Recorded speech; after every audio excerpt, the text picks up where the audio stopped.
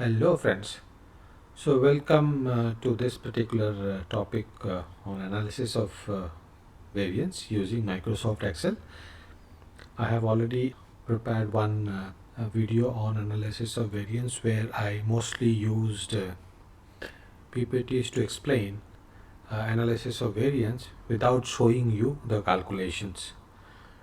And based on the suggestions on the previous video, I have got the motivation to prepare Microsoft Excel based analysis of variance where I'm going to show you step by step method of analysis of variance, and in the process I will also show you how to calculate using Excel, right? Why Excel is important? Because each step will be carried out so that you will understand an integrity of analysis of variance, right? So we will use very simple formulas as well in the process of learning analysis of variance. If you have not seen my previous video, I would highly recommend you to go and see that video so that you will refresh with idea of analysis of variance and how it is calculated. For your convenience, what I have done, I have taken the same problem. Okay, so those who have not seen a very quick reference to analysis of variance. This is actually a technique where you compare multiple group of data for its variability. When you talk about multiple group, there can be two types of variations that you can see. One is between samples, that basically means between groups, and within the samples, right? So analysis of variance captures these two samples and comes up with a kind of ratio which is known as F ratio to accept or reject null hypothesis. The idea is very simple. If variability between sample is significantly higher than within sample, most likely you will come to the conclusion that the groups are different, or else the groups are the same, or you do not have a basis to distinguish or say with confidence that the groups are actually different. Okay, so here variability between the groups, which is known as systematic factor, and within the group is known as random factors. Okay, so we want systematic factors to be way ahead or significantly above random factors in order to make the groups very different, right? So total variability, as you can see, that it is addition of systematic and random variability. Okay, so null hypothesis for analysis of variance says that there is no real difference exists between the group, and if there are if you find your analysis saying that null hypothesis to be rejected, then you can say that the groups are actually different. So I'm going to show you each step using Excel. Okay, so this is that topic that we covered just before this lecture. So I would recommend you to please go through this video if you have not seen this video. Okay, so the problem at hand was very simple problem. A teacher who evaluated 3 sections of students in midterm examination, and she found, or she has a feeling that the performance of these groups are really different, right? Because she got mean, and she has a feeling that the means are very different. So she came to me saying that, is there any technique? To which I said that analysis of variance can be used in order to know whether the groups are different or not. And in fact, I asked her to follow these steps to come to the conclusion, right? So we'll see what is the answer to this particular problem, but before that let me show you a brief highlight of what data she brought to me, There are three sections. Can you see that sections here mentioned? Section A, I have taken 10 sample on that section, from that section. Section B, again 10 sample, so that each group has 10 observations. Marks are awarded out of 100. So these are the marks. Can you see that here marks are not identical? So marks are different. So there is variation within the group, right? Similarly, here variation within the group is there. Here also within the group is there. And between the group, if you want to see, you need to know the mean, right? So you can see that mean of first group is 77, mean of second is 80, and mean of third group is 84. So this is the mean. I know you can, through this mean, you can say that groups are actually different in terms of their mean. But in analysis of variance, we are going to prove whether these differences are significant or not. Okay, so this is one more important step before we move to Excel. So mean is not able to capture variability, as you can see from this table that mean of three groups. These are different groups, by the way. Okay, let's say you have got group 1 where all the 5 students got 75. What will be your average? That is going to be 75 only, right? So group 2, 74, 74. So there are different numbers, but still the average is 75. So here you can see that there must be some variability between within the group 2. And here, so you can see that there are a lot of variations within the group, but still mean is 75. So what I'm saying is, by seeing the mean itself, you cannot predict the variability unless you go for variance. So that is the whole purpose of today's lecture, to make you aware of variance. Okay, so let's go to Excel. We have got the same information. So here we have got the section A, section B, and section C. And mean, as you know, that it's very simple. I have already written this formula, but for you I can just write for average. You just type average, select the groups, and you get that. Okay, so if it is 77, just drag it. Don't need to write every time. So if you see this, that mean is 77, 80, and 84. Okay, so with this we go to the first step, and as I already pointed out, the first step is to find out total variation, basically, right? So how do you find the total variation? You combine these three sections into one group and then see the mean of that particular group, and from there we will start our calculation of total sum of square. Okay, so for that, what I have done, I have already kept these three into one group. So you can see that here it's already put. So we have got 30 observations, and the mean, let me just show you mean. I have written the same formula from M4 to M33. So this is M33. So this is what you are getting as your mean. So once you have the mean, what you need to do is, the next step is to get mean deviation. What is mean deviation? Mean deviation is nothing but it is deviation from the mean, right? So how you get that deviation is very simple. You take this one, 70, minus your mean, which is 80.44, right? So this is the first number you got, right? But before dragging, you should be very careful, since your mean is same for all. So what you do, you block that cell by putting $2 signs. That basically means for the next, if you drag, then also the mean is going to be the same. Okay, so you can see that here some numbers are positive, some numbers are negative. So if you double click, it's already, you are going to get this whole deviation. So this is what is mean deviation, right? Once you get mean deviation, the next is you need to square this is the square of mean deviation. Why are we doing this squaring thing? We are doing this squaring in order to get all positive numbers. For example, some negative numbers, if you take the square of this, that becomes positive.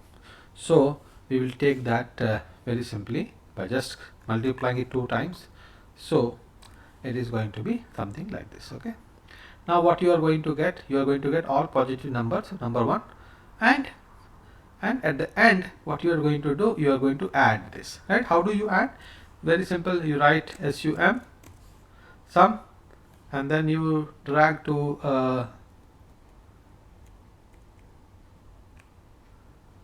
the total number of observations.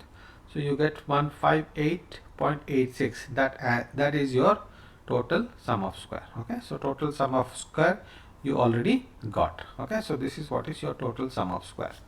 Now what is your next step for calculating is sum of square within, right? So within, when you say within, we have got 3 groups, so we need to write the formula for 3 times, right? For each group we need to find mean deviation, then square it, and then you add it, and then like that you do it for other groups, and then add all the 3. So let's do one by one.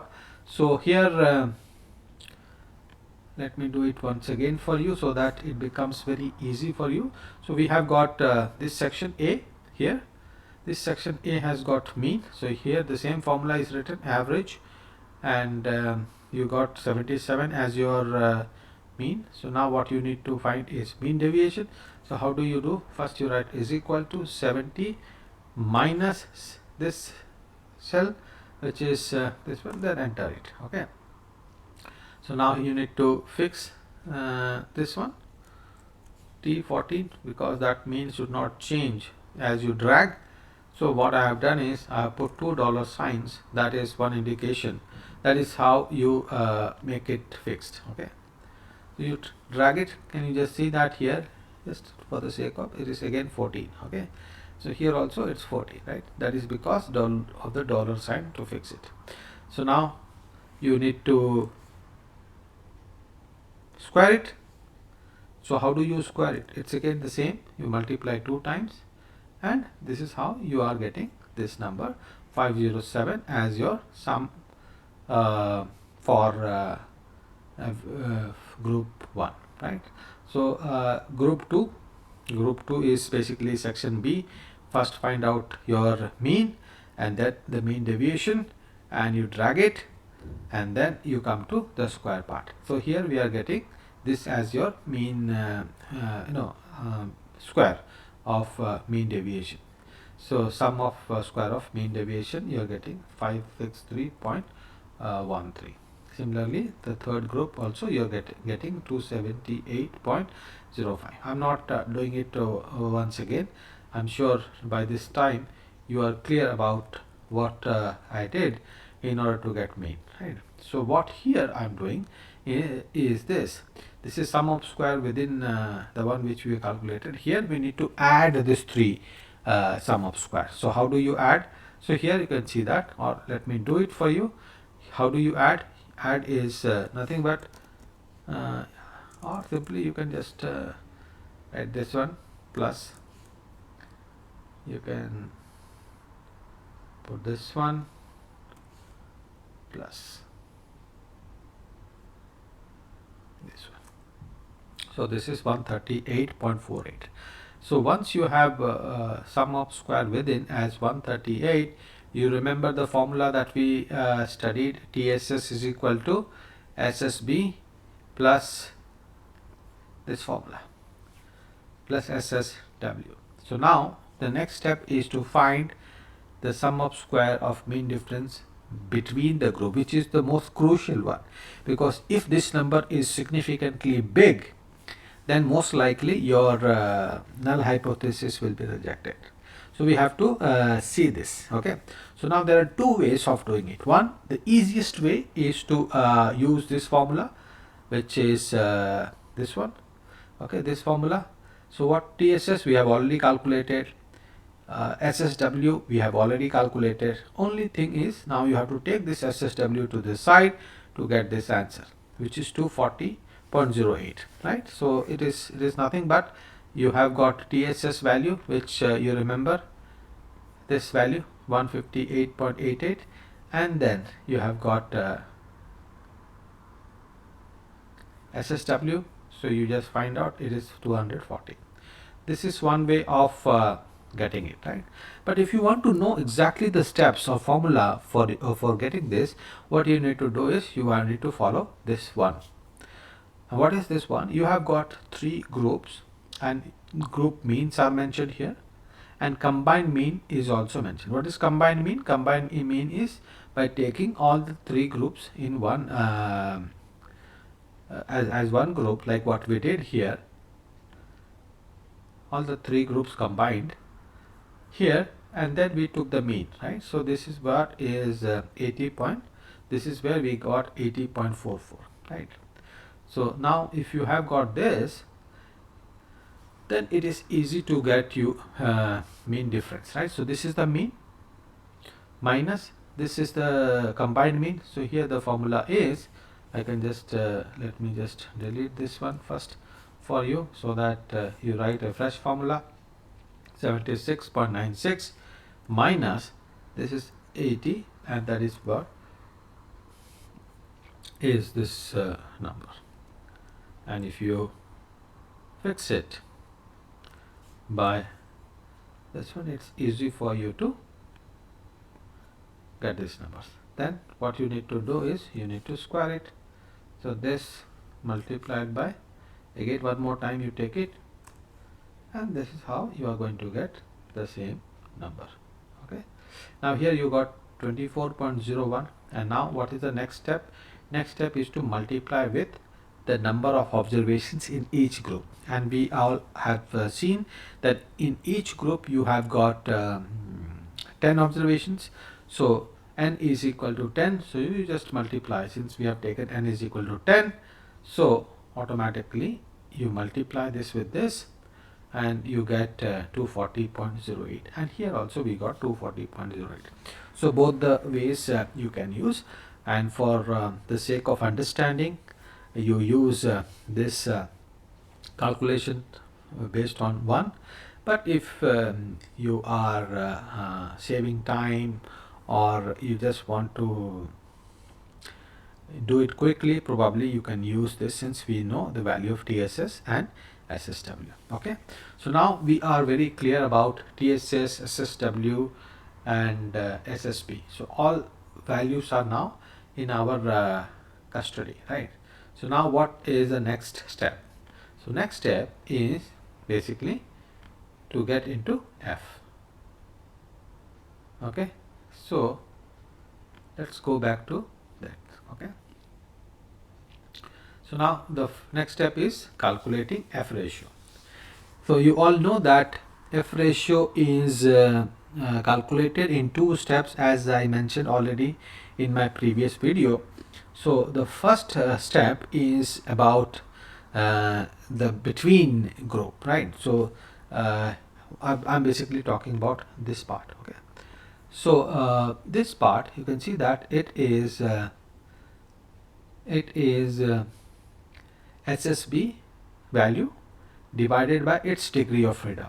What is SSB? SSB is sum of square between the groups. Okay, the deviation from the mean, then square, and then that is where you got between the group variation, and they are divided by what? Degree of freedom of that. What is degree of freedom? I have already mentioned that the how much freedom you have to choose given a constrained equation or constrained condition. Okay, so in this case the degree of freedom is number of group minus 1, which is equal to 2. For example, number of groups we have 3, minus 1 we got the value 2, and that is how we are getting this as 2. So SSB value is 240.08, degree of freedom is 2. So what you need to do, you need to just divide this, and you are going to get this number. Okay, So 240.08 divided by 2,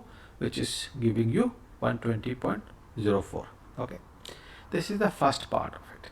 The second part is SSW, which is within the variation, which is our random factor. Okay, this factor is getting influenced by each and every observation of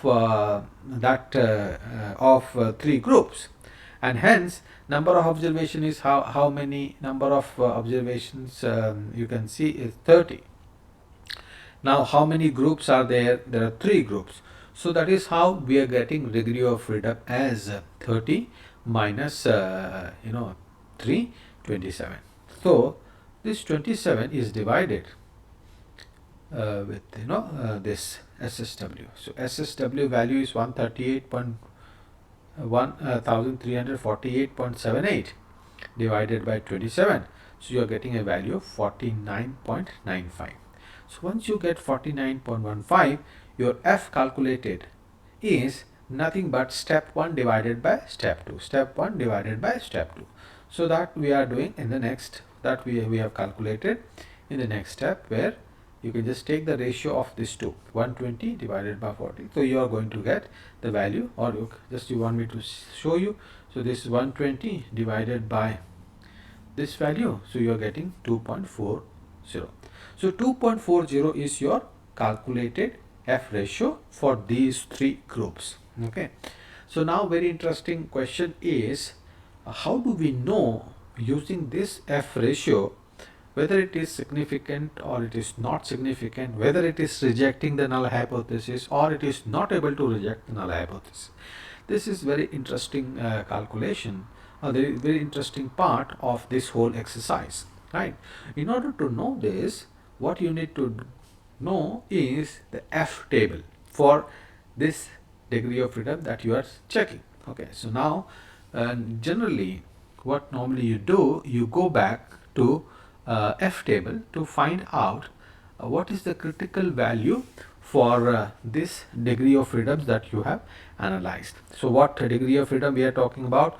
We are talking about this part. Okay, so this part basically talks about critical value of F with numerator degree of freedom which is 2 and denominator degree of freedom which is 27.